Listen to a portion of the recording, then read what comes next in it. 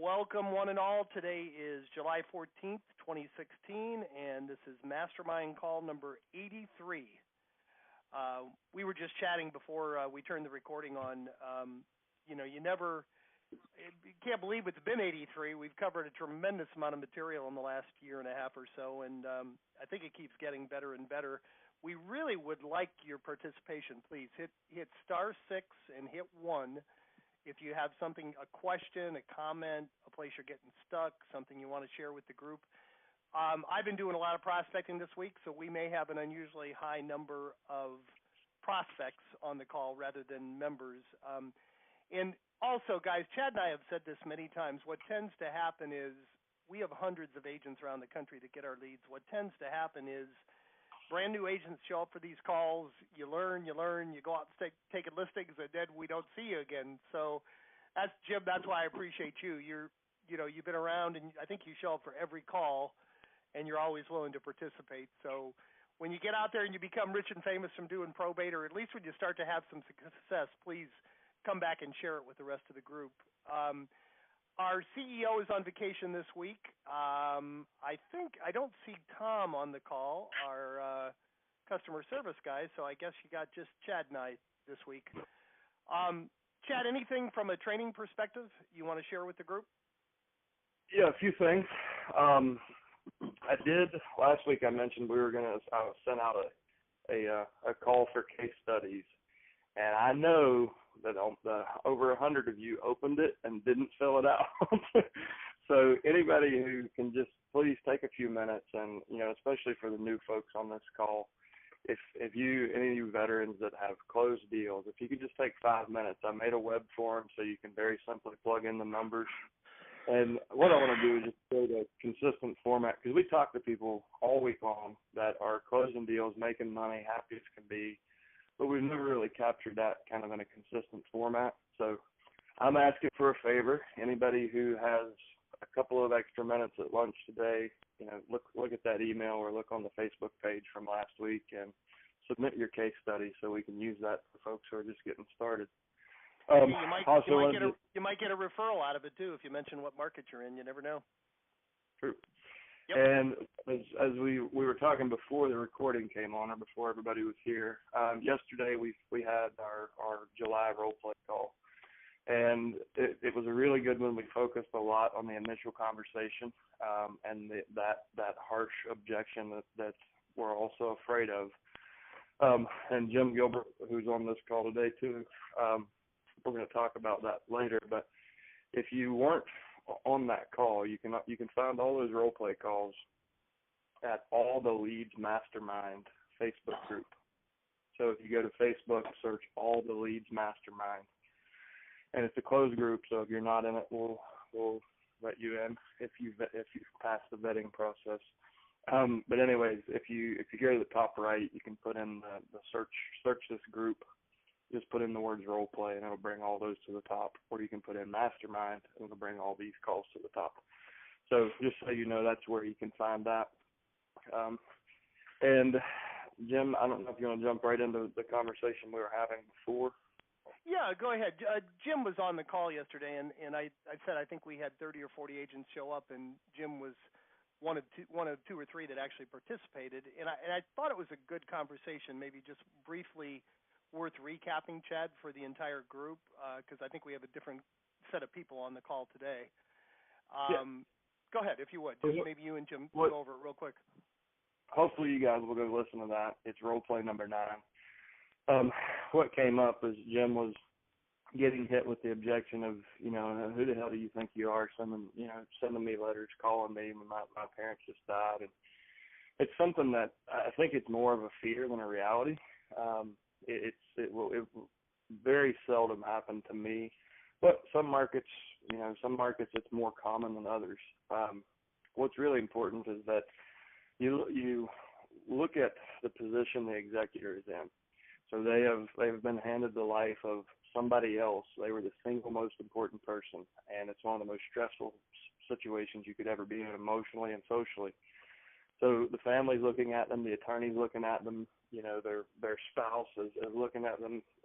Their whole life is still happening, and they have to deal with all of this. So they're in a really, really stressed out state already.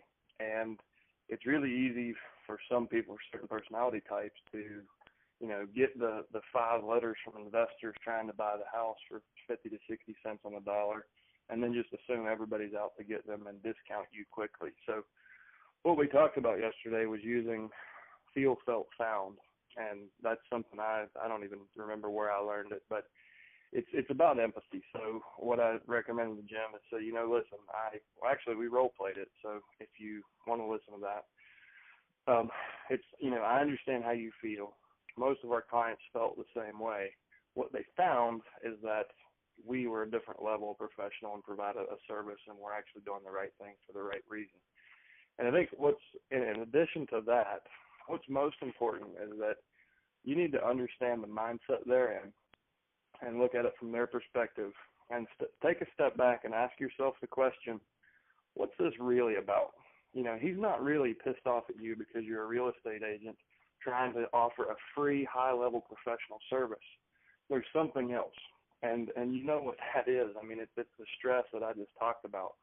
But we need to remind ourselves from time to time, it's when I get slapped when I'm prospecting, it hurts, and it kind of messes up your whole, sometimes you let it mess up your whole day.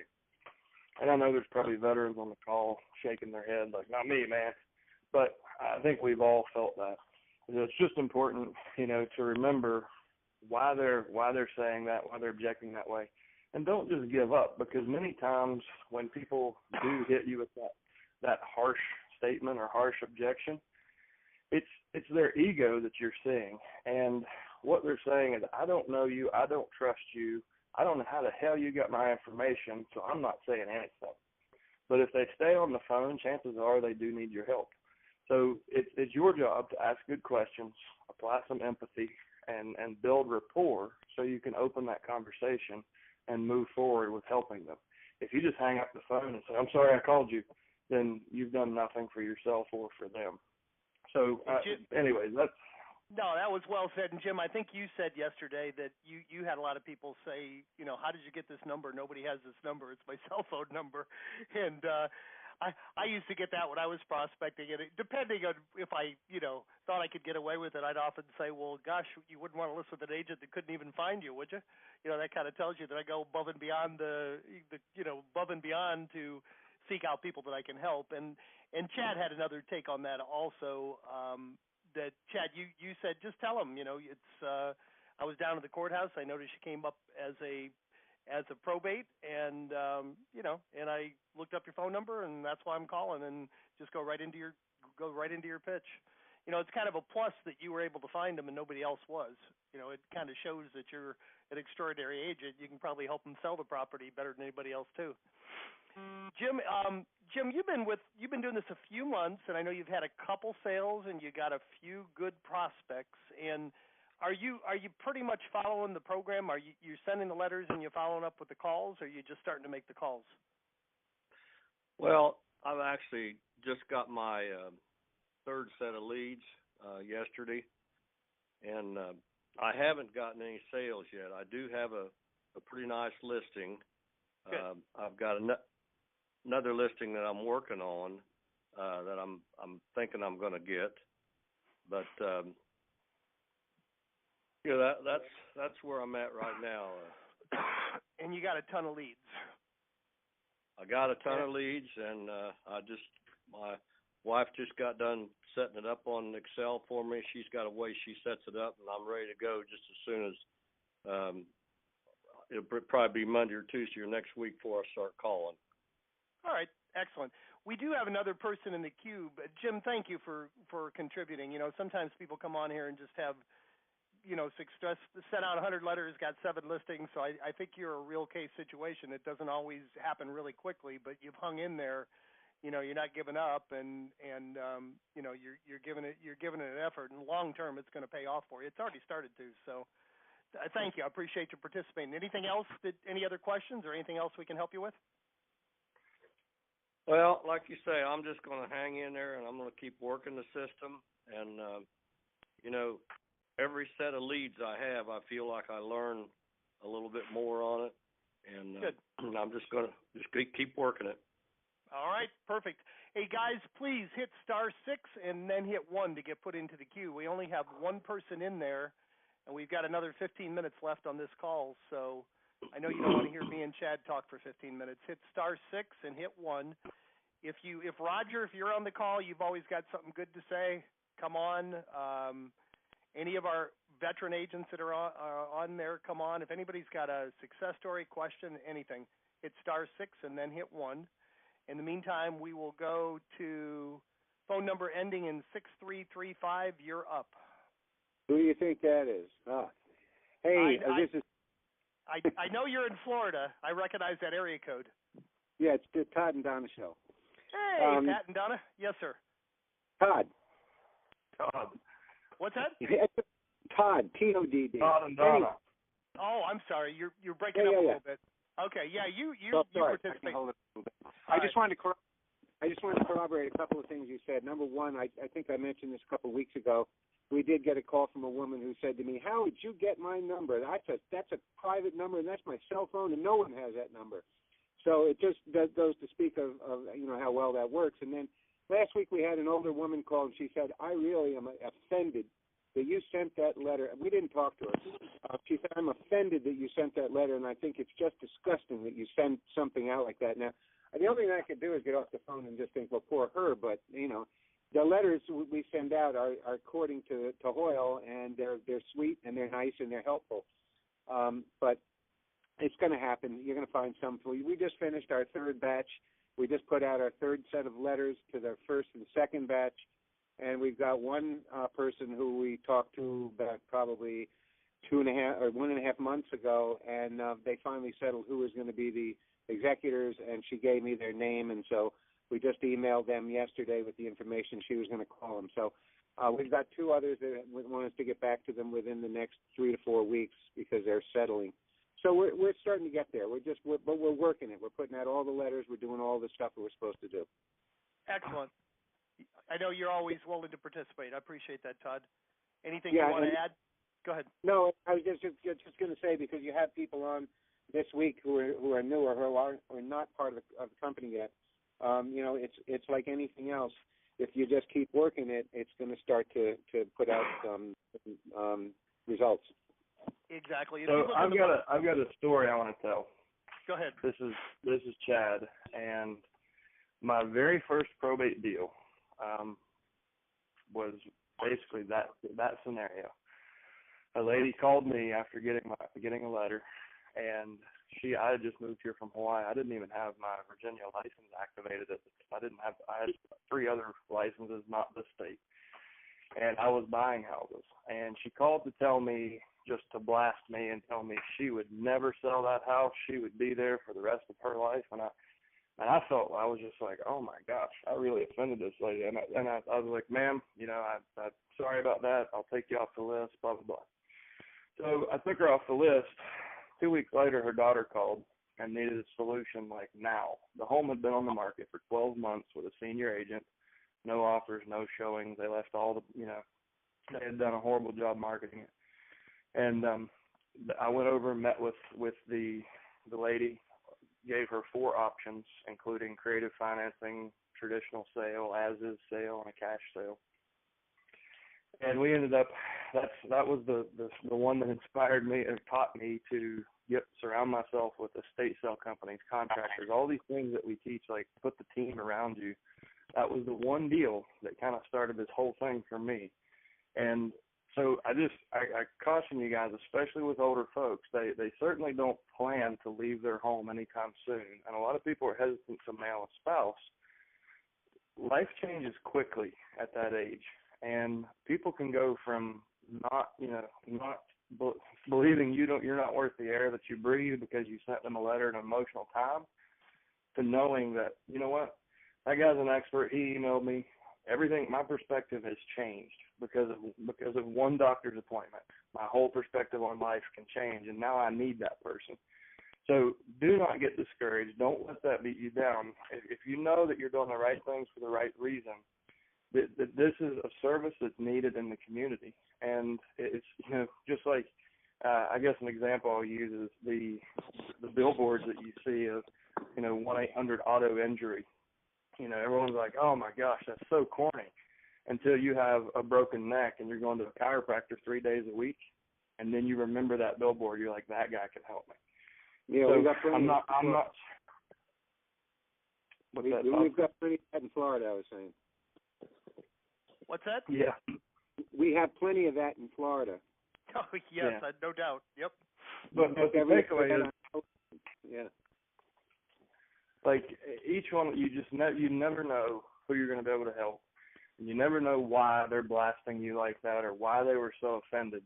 But keep cool about it, stay professional, and don't take it personally. And just know that if you're doing this for the right reasons, it's that business can come back to you. 100%. Guys, we got nobody in the queue right now. Somebody must have another comment, question, success story, place you're getting stuck, something that we can help you with. There's no question's a bad question. There we go. I cajoled somebody to go in there. Thank you. We probably have time for 2 or 3 more, but let's go to the person that just volunteered. Phone number ending in 4152. You're up. This is Karen Costa from New York City. I have been Karen. doing this. Hi. I definitely experience the confrontational call one after another.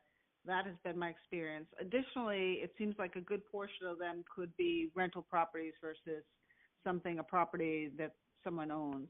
So that's been my experience. I've gotten 2 leads. One is a low-income restricted property that they need help with, but the building is also not even financeable. And I had another discussion with somebody that, we'll see where that goes. And then I've done a market analysis. That's all I've had from a productive standpoint, but have been sending out the letters and making the calls religiously. So, and I have gone, because you're right, they all ask, like, how did you get my information? Nobody has that. So I have explained it's public record, following up, but they're very, as I said, confrontational, and they're like, how dare you call us and all that Karen, stuff. Hopefully this will make you feel better, guys, because, it's funny. We usually have a ton of success stories, but that's okay. I mean, we want to deal with your challenges, too. This process varies greatly from region to region. If you're in New York City or a major metropolitan area in Florida and California, it's it's more competitive than other areas. We've got agents in rural Alabama that everybody they call, they list the property. So in most places they're somewhere in between. Your predecessor there in New York that was with us for about a year, he actually called me after about 8 months, and he said, I'm a little frustrated. He said, I've only done 3 deals, in 8 months, and I'm spending all this money. And I said to him, well, did they all close? And he said, yeah. And I said, well, what were your sales prices? And he said, 1.4 to 2.3. I said, okay. So it is all relative. You don't need to close a lot of them to have it be worthwhile in New York City. If you're in a market with $100,000 sales price, you got to really flip a lot of the properties. Chad, do you have any advice for her in a market like that is super, hyper, ultra competitive? Anything she can do differently than what she's doing? We're kind of replaying yesterday's call, but Karen, something that really helped me was getting what I've kind of tagged the phrase a probate USP. That's kind of what we've called it. But as soon as the phone picks up, you want to establish who you are, how you got their information, what unique value you can provide, and then try to end on a question to disrupt that state. So if they, if they've already planned what they're going to say next, end on a question and kind of throw them off. But when you'll kind of find your groove. Like I'd say if you make 10 phone calls and just write those points down in front of you. So who I am, why I reached out, how I got your information, and what exactly it is I can do to help you, and then end on a question. That was kind of the golden key that got the marbles out of my mouth and really helped build my confidence so I could move into a fluid conversation. And you do have a cultural difference, obviously, from where I am. Everybody leaves New York to come to Roanoke for some reason. But like half of our city are snowbirds from New York and New Jersey. But so you're gonna have, cultural differences from what I might say on the phone, but I encourage you to consider those points every time that you pick up the phone. And it works everywhere. And the last guy that was doing it in New York, I mean, I wasn't ever on the phone with him, but he found a way to get through that. And co-ops are very common in your market. Rental properties are very common. Not everybody owns a property, but there are deals there, and they typically have a lot of zeros when you find those. But if you have 30 minutes, that's fine. And I have done deals, just not through the probate. It has not come through this way. I mean, I have helped a lot of people through whether it's a financing issue, because I come from mortgage-backed securities, so I have that edge over other real estate agents. Plus, I do have teams of people where, like, I've helped someone where they had to fix the floor and get a painter in and all that. So I do that as well. So I do understand the value that I bring to people, but it does seem like I'm not finding that needle in the haystack where, they definitely want to sell, or for whatever reason, they just feel very confrontational about the whole thing and angry that I've sent them a letter when they didn't ask for it. So yeah. Well, try to. Maybe it works, maybe it doesn't. I think if you've got 30 minutes today, listen to the call that we did yesterday. It's posted on the Facebook page. Try the feel, felt, found. And Jim has a really, really good story about when he was a door-to-door book salesman. People would try to run him off, and he would go to the other door. So sometimes you just have to bring some humor into it. I'd walk around the side and say, "Well, you seem like you're in a much better mood than the guy that answered the front door." And nobody ever punched me out, but sometimes you just got to have fun with it. But I hope you'll hang in there long enough, Karen. You do in your market. If you do 2 or 3 deals a year, you're going to be looking great. A lot of our agents are doing that many per month. So if there's anything we can do, if you need a private conversation with Chad or something, just let us know. We're available. All right. Thank you. We have one more. Thanks so much. All right. Thank you for participating. 2866, phone number 2866. You're up. Hi. We were just looking for an update on the CRM and when that's going to be available. Oh, I knew somebody was going to ask. Soon. Soon is the answer. So when we met in Florida a couple of weeks ago, we decided to kind of do another round of improvements that requires quite a bit of coding. It's a vast improvement over even the beta site that we had. So our partner Tim and his wife do most of the programming and coding. They're taking a week of vacation this week, so that kind of set us back. But we should have it rolled out really soon with the CRM functionality and everything else that we're working on. So thank you guys for your patience. I know it's like we've dangled a carrot, but it will be soon. Chad, why don't you share, too, the Probate Plus that we're planning on rolling out in August? I think a lot of people, will be excited about that, especially people in markets like Karen's. Yeah. So, and I'm going to geek out on you guys for a bit here. I've just put in the final touches on Probate Mastery as well. We're updating that training. And I dug a little deeper into the research. So statistically, around 64% of Americans own real estate as of last year. If you look at just the 65 and older demographic, it's 80, just under 88% of adults over 65 own real estate. So when you're calling this list, some people get really discouraged because, they didn't even own real estate, or, they lived in a rental property, or yada, yada. And we know what the stats are, but it would be nice to know exactly which ones have real estate and which ones don't. So if that's a listing call or a buyer call. So what we're working on, we're calling Probate Plus. We'll be able to give you your probate list with the enhancement of up to probably 4 properties. We might stop at 3, we might stop at 4, but obviously some people own multiple properties. So we'll provide you all the specs on the property, all the tax information, all the mortgage information, an AVM or an automated appraisal. So when you get your probate list, not only will you know everybody who's in probate this month, you'll know which ones have real estate, where the real estate is, what the real estate's worth, and even what the LTV is on that real estate. And that's something that, you know, it's obviously requires some tech work from us. But I expect we should have that probably by the end of the summer. We hope to have that finished.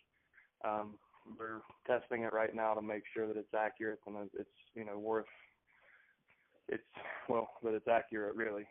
We want to make sure that, you know, if we're giving you property information, we want to make sure first that we're finding all the property, and we're not just looking in that county.